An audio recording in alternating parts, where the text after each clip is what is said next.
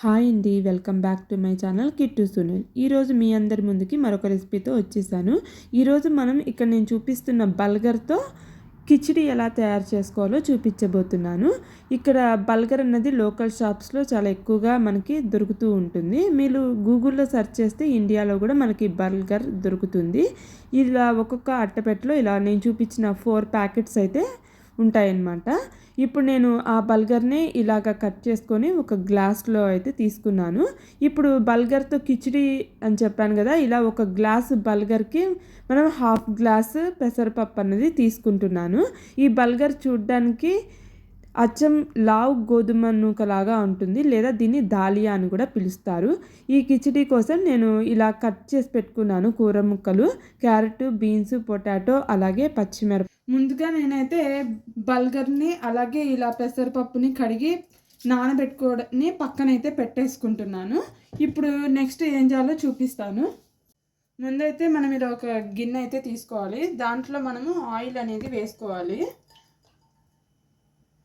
Oil వేసుకుని ఇప్పుడు మనం నార్మల్గా తిరగమాత ఎలా వేసుకుంటామో అలాగే తిరగమాత అనేది వేసుకోవాలి.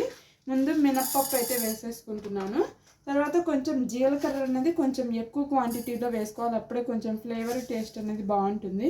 తర్వాత కాస్తంత ఆవాలు, అలాగే ఎండుమిరపకాయ కూడా ఇలా చిన్నగా తుంపి అది కూడా 2 రెబ్బలు వేసాను. తర్వాత పసుపు కూడా మనం వేసుకోవాలి. ఇప్పుడు ఇదంతా కూడా బాగా తిరగమాత గింజలన్నీ కూడా బాగా వేగాలి. ఇప్పుడు ఇందులోనే మనము కరివేపాకు కూడా వేసుకోవాలి. ఇప్పుడు ఇదిగోండి కరివేపాకు కూడా వేసేసుకోవాలి. కరివేపాకు కూడా వేసుకున్న తర్వాత ఇప్పుడు ముందుగా మనము కట్ చేసి పెట్టుకున్న కూరలు ఉన్నాయి కదా, అవి కూడా ఒకదాని తర్వాత ఒకటి మనమైతే వేసేసుకోవాలి. చూస్తున్నారు కదా, పచ్చిమిరపకాయలు,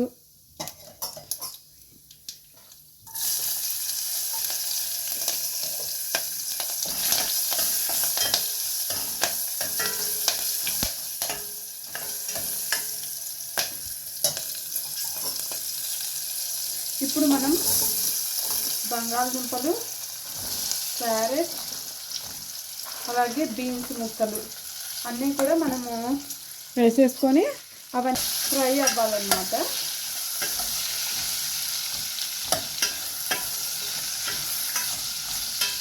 ఇప్పుడు మనం మూత పెట్టేసి ఒక 10 నిమిషాలు ముక్కలన్నిటిని బాగా వేయించుకోవాలి.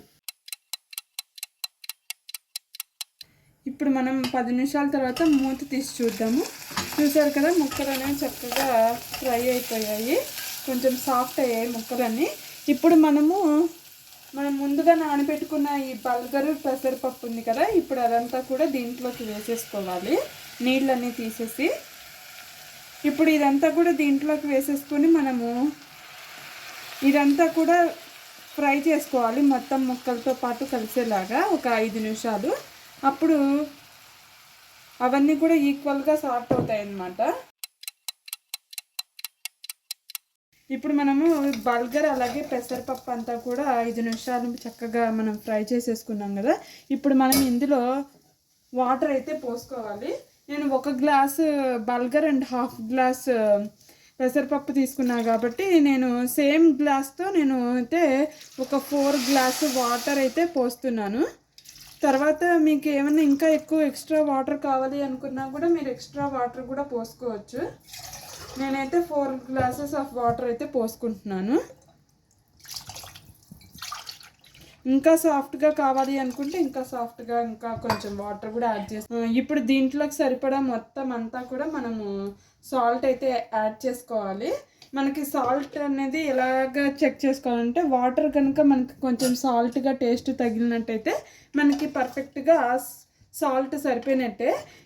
ఇప్పుడు మనము మూత పెట్టుకొని ఈ కిచిడి అంతా బాగా ఉడికేలాగా బాగా హై ఫ్లేమ్లో పెట్టుకొని అప్పుడు ఉడికించుకోవాలి. ఇక్కడ చూస్తున్నారు కదా, కిచిడి అనేది బాగా ఉడుకుతోంది. చూసారు కదా 15-20 మినిట్స్ తర్వాత కిచిడి అన్నది చక్కగా కుక్ అయిపోయింది. మొత్తం అంతా కిచిడి అన్నది కూడా రెడీ అయిపోయింది. మీరందరూ కూడా ఇది ట్రై చేసి ఎలా వచ్చిందో నాకు కామెంట్లో అయితే తప్పకుండా చెప్పడం మర్చిపోకండి. లాస్ట్లో కావాలనుకుంటే ఒక స్పూన్ నెయ్యి కూడా యాడ్ చేసుకోండి. టేస్ట్ అయితే చాలా బాగుంటుంది. ఇప్పుడు మనము ప్లేట్లోకి సర్వింగ్ చేసేసుకుందాము. ఇప్పుడు మనం కిచిడీని సర్వ్ చేసేసుకుందాము. చాలా హెల్తీ కూడా ఇది. డిన్నర్ టైంలో చాలా లైట్గా కూడా ఉంటుంది. ఇది మనము హ్యాపీగా మనం ఎంజాయ్ చేయొచ్చు. నేను కూడా ఈరోజు డిన్నర్కి ఇది ప్రిపేర్ చేశాను. దీని కాంబినేషన్గా మనము టమోటా పచ్చడి కానీ లేదా అల్లం పచ్చడి కానీ ఏదైనా కాంబినేషన్ కింద మనం నంచుకొని హ్యాపీగా ఎంజాయ్ చేసేయచ్చు. చాలా బాగుంటుంది. వేడి వేడిగా తింటే టేస్ట్ అనేది చాలా బాగుంటుంది. ఇప్పుడు మా అమ్మాయిని అడిగి కనుక్కుందాము టేస్ట్ అన్నది ఎలా ఉందో తను చూసి చెప్తుంది మీకు. ఇప్పుడు మా అమ్మాయి టేస్ట్ చూసి ఎలా ఉందో చెప్తుంది. ఫస్ట్ టైం ట్రై చేశాను నేను కూడా, కానీ టేస్ట్ అయితే చాలా చాలా బాగా వచ్చింది. కొంచెం వేడిగా ఉంది. వేడిగా ఉన్నప్పుడు తింటేనే టేస్ట్ బాగుంటుంది. మీకు కూడా ఈ వీడియో నచ్చితే ట్రై చేసి కామెంట్లో చెప్పండి. Like, share and subscribe. Bye.